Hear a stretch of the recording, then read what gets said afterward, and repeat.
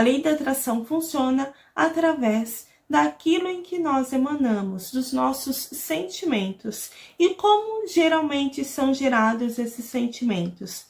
Através dos nossos pensamentos, das nossas crenças a nível subconsciente. Então eu penso numa coisa, eu fico vibrando naquilo, porque eu realmente acredito naquilo, e aquilo acaba indo mais do mesmo. Se eu vibro em coisas positivas, se eu tenho crenças muito boas a respeito da vida, vou atrair mais pessoas e situações que promovam mais deste mesmo sentimento. A mesma coisa acontece se você tem medo, tem escassez, não acredita em você mesmo, você vai emanar este sentimento e vai manifestar mais o mesmo. Você vai atrair mais pessoas e situações que promovam esse sentimento. Então, são pessoas que vão te fazer cada vez se sentir pior, situações que vão te fazer se sentir cada vez mais escasso de dinheiro, se no caso for dinheiro a questão. Então, esse vilão que quero trazer hoje para vocês é a crença limitante, na verdade são duas, né? E a autossabotagem. Ambos andam juntos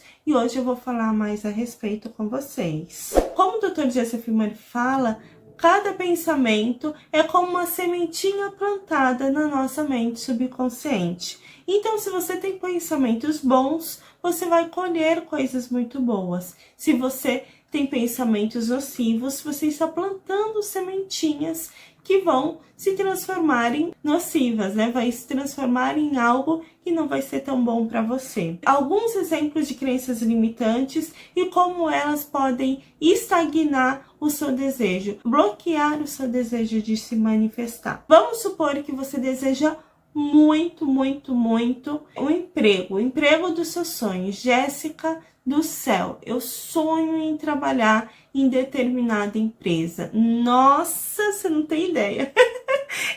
eu fico vibrando só de pensar em trabalhar lá. Perfeito, você quer trabalhar nessa empresa.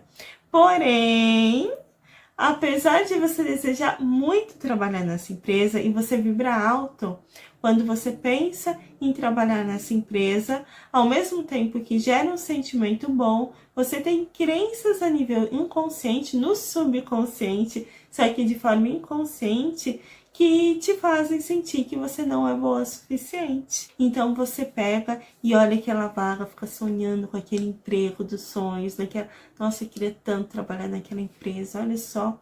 Que empresa linda, maravilhosa. Só que de forma inconsciente você tem medo de trabalhar lá. Você acha que não é um profissional bom o suficiente, equivalente àquela empresa. Então o que vai acontecer? Duas hipóteses. A primeira é as suas crenças limitantes não vão permitir que você manifeste, porque você vai pensar no cargo que você vai ocupar na empresa, vai gerar aquele sentimento ruim em você, e esse sentimento emanado vai manifestar mais o mesmo, ou seja, você vai repelir aquilo. E segunda opção, você vai sim conseguir eventualmente trabalhar lá, porém você vai se auto-sabotar. Você vai começar a fazer coisas de forma inconsciente para ser mandado embora daquela empresa. Quantas pessoas não ganham na loteria e perdem tudo? Às vezes, ex-BBB, ai, nossa, ganhei R$1 milhão, nem sei, na verdade, quanto que ganha no BBB, mas vai, R$500 mil no BBB, R$1 milhão. Só que aí vai sair de lá, gasta tudo com mulherada, com bebida, e aí perde tudo. Por quê? De forma inconsciente, essa pessoa está se sabotando. Ela não acha que ela é merecedora de ter todo aquele dinheiro.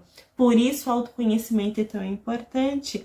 Por isso a autoobservação dos seus sentimentos relacionados a determinados desejos que você pode eventualmente ter. Então, quando você deseja algo, só que você tem sentimentos conflitantes a respeito daquilo, o que vai ganhar é o sentimento. Tem uma frase que, se eu não me engano, eu não tenho certeza, mas não sei se é no Quase Será Atendido ou se é do Dr. Joseph Murphy. Enfim, um desses autores que diz assim: entre o desejo e o sentimento, é o sentimento que ganha. Eu posso desejar várias coisas racionalmente. Nossa, eu desejo tanto ser rica, eu desejo ter uma casa linda, eu desejo ter um carro. Quem não gosta, né? Quem não gosta de tudo isso?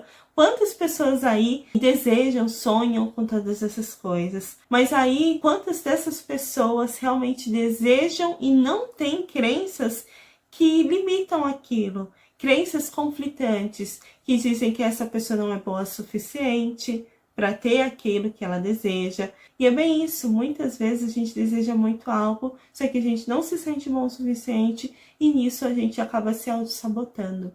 Eu vou dar alguns exemplos meus, tá? De coisas minhas que eu me sabotei muito na minha vida. E olha só, até hoje eu me saboto, viu, para algumas coisas. Por exemplo, eu lembro que quando eu trabalhava como freelancer, ilustradora freelancer e designer também, eu tinha ali um orçamento. Eu peguei e criei uma tabela de orçamento, onde a pessoa entrava em contato comigo e falava: Jéssica, quanto você cobra para fazer uma ilustração assim, assim, assado? Ou quanto você cobra para fazer uma peça de design assim, assim, assado?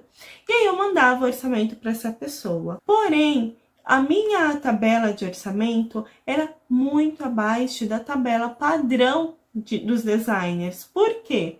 Porque eu, Jéssica, tinha crença limitante dentro de mim que achava que se eu cobrasse o valor que estava sendo estipulado ali naquela tabela XYZ dos designers, a pessoa não ia querer me pagar. Então, por muito tempo, eu cobrei um valor extremamente baixo pelo meu trabalho. As pessoas entravam em contato e fechavam comigo porque, na minha cabeça, era porque eu cobrava baixo. Em um determinado momento, não vou saber dizer quanto tempo depois, já trabalhando como freelancer, começou a vir uma vozinha na minha mente: Jéssica, você precisa cobrar mais. Você cobra muito barato. E eu comecei a pensar: será? E o que será que vai acontecer se eu cobrar mesmo o valor estipulado, o valor correto pelo meu trabalho? E aí eu peguei e lembro que eu fiz toda uma arte ali do orçamento que eu mandava para o cliente e tudo mais. E no primeiro dia, quando o cliente entrou em contato e me pediu o orçamento e eu mandei um valor atualizado, eu tremia, gente. Aquela sensação ruim. Sempre assim, tive essa questão, sabe? É uma coisa que eu até hoje preciso trabalhar em mim. Eu lembro que eu fazia, por exemplo, um quadro, uma pintura de quadro.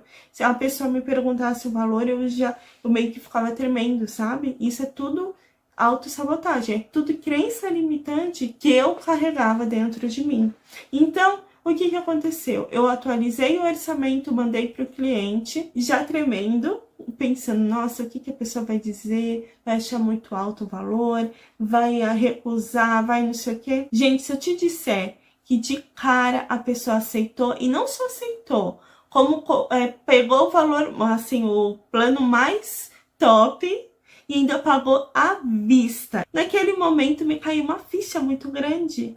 Eu passei todo esse tempo com a minha mente assim, sendo que ela poderia se abrir para receber muito mais. Quanto tempo eu comecei a trabalhar e trabalhei ganhando muito menos do que eu merecia ganhar. Então, isso foi, claro, um gatilho para eu começar a trabalhar dentro de mim essas crenças e começar a cada vez me sentir mais confortável a cobrar o valor que seria o correto ali pelo meu trabalho. Sempre dei o meu melhor em tudo que eu faço sempre com muito carinho. E ele ali pagou, sorrindo, ficou feliz, recebeu o trabalho pronto, certo? Da mesma forma, outros clientes, uma animação, eu lembro, foi a mesma coisa também. Eu nunca tinha feito uma animação em Flash. Eu pesquisei ali quanto cobraria o valor. Pensei em cobrar mais baixo, mas eu fui assim, além da minha crença limitante da época, que dizia que eu tinha que cobrar baixo.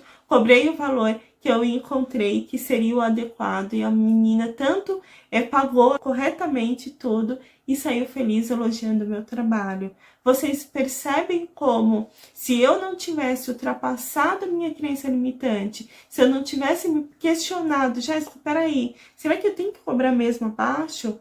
Eu estaria, até hoje, talvez, cobrando o valor, né? Se eu ainda estivesse trabalhando assim, como freelancer, como eu trabalhava na época, até hoje eu estaria cobrando baixo.